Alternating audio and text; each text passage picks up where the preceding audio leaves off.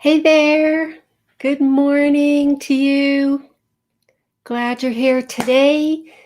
Today, I'm going to be talking about how do you store and organize your miniatures for your sand tray collection, and does it even matter? Um, so I'm Kathy Spooner. I'm a licensed clinical social worker and a registered play therapist supervisor here in the United States with almost 30 years experience in the mental health field, working with children, adolescents, and families. And today I'm going to talk about sand tray miniatures and using sand tray miniatures in your clinical work as it specifically relates to how do you store them, how do you organize them. When I conduct sand tray trainings for mental health professionals, I get asked this question all the time. And the question I get asked really is, does it matter how I store them? And my typical response is, yes, it definitely matters. And there's the ideal, and then there's the practical. And so I'm going to talk a little bit about both and maintaining your miniatures, keeping them organized, and storing them. So first and foremost is I think it's really important to have your miniature collection organized into categories. You can see behind me, I have my sand tray miniatures. You can see I have the trees all together. I have the bridges and fences and those kinds of things. And then I'll have houses together. I try to keep more of the natural elements together, so to speak. Natural elements, meaning trees, flowers, and rocks and stones and things like that. I try to keep those together. The reason I think it's important to keep them organized is so that you have them in categories that are therapeutic in nature. And typically you want to make sure that you're choosing miniatures for your collection based on their therapeutic value. So having conflict type figures, like I call them fighting figures, like armies, or like in the pioneer days, there were the cowboys and Indians. On the East Coast, there are the revolutionary figures, there's the Civil War figures. So the fighting figures kind of allow some of those aggressive emotions to be played out, conflict, things like that. Having like trees in nature, having houses, having animals, different categories of animals. So you want to put them in, arrange them in an organized way on your shelving. And you want to make sure that the miniatures go back to the same place every time. And the reason for that is your clients are going to get to know your miniatures and where they are on your shelf. So you want to make sure they're in the same place every time, because the theory model is that your unconscious is going to be drawn towards the miniatures that are needed in that moment to work through whatever mental health challenge is going on. And so from week to week, your client is going to come week to week, and they're going to know where your miniatures are. And you're going to notice that they're likely to use the same type of miniatures over and over. There may be a little bit of variance with that, which is always noteworthy. The perfect example I like to give here is I was working with I think he was 7, a little 7-year-old boy, and he liked to use the Star Wars miniatures, and he really liked Yoda. He came in one week and Yoda was not where Yoda normally is. We looked all over my shelving to find Yoda, and for some reason Yoda disappeared. And every week he would come in and want to know, did you find Yoda? And it took me a long time. Yoda got misplaced. Somehow Yoda ended up in another place in the playroom. I think it was like 6 weeks. Seemed like a really long time that it took for Yoda to reemerge. I actually thought Yoda had gotten taken. And I was happy when I realized Yoda hadn't gotten taken. So your clients are going to come in and they're going to know where those symbols are on your shelves. And if you're interested, I have a free PDF, must-have sand tray miniatures for your collection. So it's got all the categories in there and some examples of different types of miniatures you can get in each category. And if you're interested, I will put that in the comments. I'll put a link in the comments after this live episode so you can get that if you want to. So the first thing is making sure your miniatures are organized on your shelves and being intentional about the categories and the types of miniatures that you add to your collection. One of the biggest questions, so that's one of the number one questions I get asked a lot. And the other question I get asked a lot is, does it matter if they stand up or if they're in containers? And you can see behind me from my shelves, I stand them up. I also have some in containers. Like I'll store some in containers. I don't know if you can see these in here, some of the different reptiles. So it's kind of the difference between your eye seeing them this way, if we're thinking about the theory in which your unconscious is going to be drawn towards the miniatures that it needs to use to work through whatever mental health challenge is going on. So seeing them this way versus you can see on the shelf behind me, you can easily see the miniatures. And so the idea is that you'll be naturally drawn towards the miniature that you need to add. And so it's kind of the difference between seeing them on the shelf this way or seeing them all together like that. As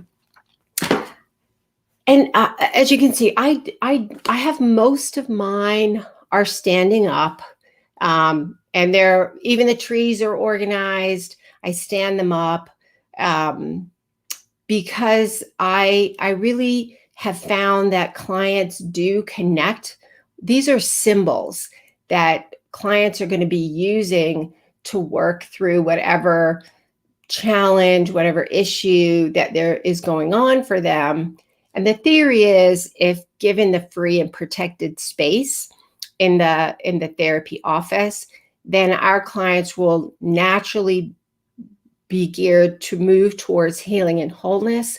And so if we have that free and protected space and the symbols are readily and easily accessible, then they are able to choose the ones they need to in that moment to work through whatever it is that's going on for them in that moment.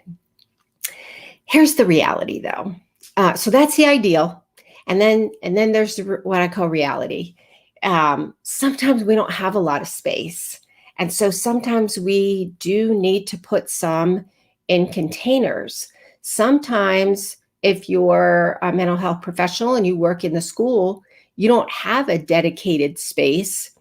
Or if you are working in the home, in your client's home, you don't have a dedicated space. So in those situations, you do need to use containers. What I would suggest is make sure your containers are organized. Like you have in one container, you have your army figures. In another container, you have your houses and maybe some bridges. Keep them organized. And then that way, when you set them out, they're still organized into the different kind of categories, and your clients will get to know them in the containers and move towards the ones that they need to use. And if you are using containers, if it's possible, I would try to keep them in smaller ones, because you can see from in here, like this is a small little container. And you can still see them pretty easily, as opposed to if you have like a big giant container, they're going to have to sort through and pick them out. The other thing about standing them up or having them in containers, it really does depend on the theory model that you're using for sand tray. So for instance, if you are using child-centered play therapy and you have a 4-year-old who's working in the sand tray, you're going to use that theory model to with the sand tray. So you'll do your tracking, and it's a little bit different, not too much different. For my office previously, in another office, when I had just a dedicated room for child-centered play therapy, because there were so many other toys in there as well, I did have them in containers. I just made sure they were small so they could still see the miniatures in there. I didn't have nearly the miniatures I use, like the ones I have behind. And when I don't have a dedicated playroom and I have more of a dedicated sand tray room, that's the other question I get a lot. Does it matter if the sand tray is in the same room or is the playroom, or do you need a dedicated one? I've done both. Both have their pros and cons.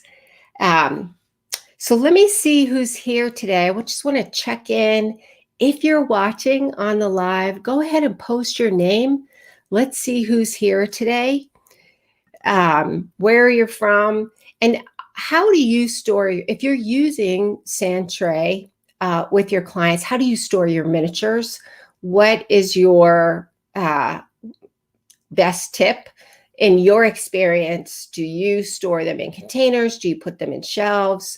Are you in the school system? How does that work? Are you in the home, going into home? How do you store your miniatures to take them in the home? Any tips that you want to share with people about that? So let's hear from you to see who is here. Go ahead and post in the comments and share your thoughts on the subject as well. Also, here's another question I get asked a lot. Do you let your clients put the miniatures back on the shelf?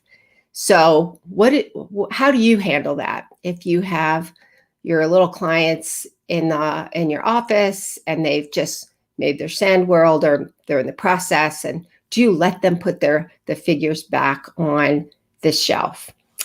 And my answer to that is I do not. And here's the reason why.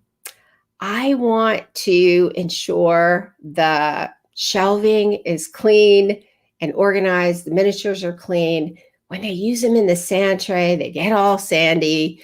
If you have a wet sand tray and they've been using the miniatures in the wet sand tray, then they're really caked with sand on them.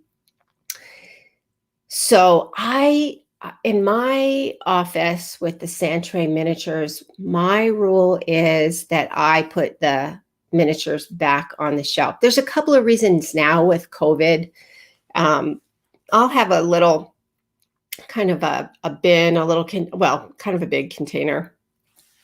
And if they're, let's say they're in the process of making their sand tray, and they've changed their mind about a figure, I'll have them put it in the bin, because that way I can make sure they're cleaned off, and I'll usually sanitize them after the session before I put them back on the shelf.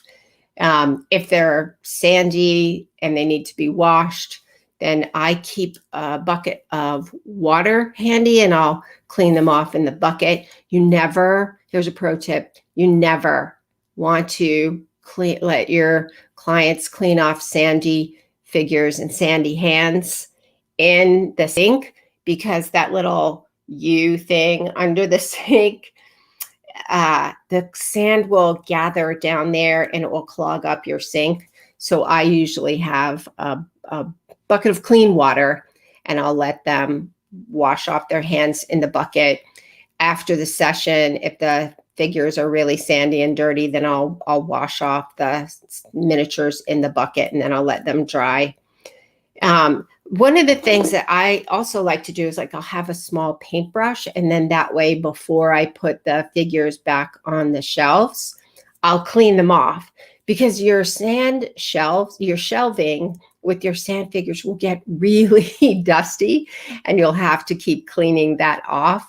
It's really important to make sure you have a clean and organized space for your miniatures, because it communicates the importance of the therapeutic aspect. These aren't just toys, they are symbols and they're therapeutic in nature. So you want to treat them with that respect in your office. One of the other things that I'll do, here's another little pro tip, these little pasta strainers. These are awesome for cleaning out your sand, but also if they put in a ton of little figures, especially the little gemstones, you can scoop them up and get them cleaned off before you put them back on the shelf, or put them in the bin before you put them back on the shelf. So that kind of helps with making things easier to clean up. Here's the other thing, another question that I get asked as far as keeping the miniatures clean and organized. What happens if the miniatures get broken? So here's the thing, when you're developing or you're acquiring miniatures for your collection, you want to think about, are they breakable? And are you okay with them being breakable? Because if they're breakable, the likelihood they're going to get broken is kind of high. The other thing you want to think about is are you willing for that miniature to go missing? Sometimes they get stolen by our little clients, and we don't know where they are. So you have to be willing to kind of let them go. Here we have a comment here from Faucet Therapy. So Marcia says, in a hired room, I have to set up, and at the end of the child and I will tidy up together. I don't use sand tray, but we tell stories with the miniatures. That's pretty cool. And it's harder when you're in a hired room. Then yes, I would say that is hard when you're sharing your space with another person. I totally agree, because okay, full disclosure here, because I've always shared an office for the most part with other therapists. And it's so irritating to me when the miniatures don't get put back in the right place, or they're dusty, or I actually had one therapist I was sharing an office with, and she did an adolescent group in the office that we shared, because she wanted to be able to use my miniature collection with the adolescents in the group. And one of the adolescents stole one of my amazing pewter dragons with a little crystal on it. Oh, so mad. And I had to fight off. This is full disclosure here. I had to fight off wanting to call the mom and have her bring my figure back. But I had to have a chat with myself, because that was me, Kathy, not being therapeutic in nature. I had no proof that the girl took it. She was not my client. And I just, I had to get over myself that for whatever reason, that girl probably took my miniature, and I was never going to get it back. And it was expensive. I think I paid like $25 for it. So you have to think about those things when you have your miniatures. And do you, like Marcia puts them back together, especially if you don't have your own room, you kind of have to manage that, which is a really great point. Judy! Hi, Judy. How are you? It's nice to have you here. Yes. Thank you for joining me. Judy does mindfulness painting. So if you're on LinkedIn and you are interested in doing some mindfulness painting, you should connect with Judy. She does some she was, Judy, are you still doing your mindfulness painting online, or are you mostly in person now, or both? So if you want to post that, and Judy, actually, if you want to put a link in your comment so people can find it, that would be great. So if you're interested, anyone interested in doing some mindfulness painting, connect with Judy. Um, so, so that is it for today. And just as a recap, you want to make sure the toys in your office, just the way you make sure your toys are kept neat and clean and organized in the playroom because of the therapeutic value of the toys, you want to make sure you're doing the same with the Santray miniatures. You want to keep them organized. You want to make sure they're put back in the same place every time so that when your clients come, they'll know exactly where to get them. And I use Santray therapy with children, adolescents, groups, family therapy, even adults. Using Santray with adults, especially adults working through some attachment and some trauma, it is a very powerful modality. I love using Santray with my adult clients, and the same is true for them. They would go back to the same place week after week. Okay, so I have to tell another really funny story. I'm going to out myself here. This to me is why it's so important. If you're going to use Santray therapy, I really think it's important to do your own Santray work and go to the Santray trainings. There was a place where I would go and get my trainings, and I would. So when you do, one of the things I like about the Santray trainings is you can do your own Santrays. It's so powerful. And if you want to find out how powerful it is, do a Santray training. You get a lot of self-care in there as well. Anyways, so I would go to this particular place for training, and I was working, doing my Santray, and after a while, I didn't even wear makeup to these trainings because I was usually going to be crying it off. Anyway, so I was doing my Santray, I was doing some really heavy work, and there was this miniature that was just so perfect for what I was really, really working through. And I found myself thinking about that Santray miniature all the time. I knew exactly where it was in the on the which shelf it was, which room it was in, where it was. I knew where that was. I thought about that figure for weeks because it took me a little while to get back to doing another training.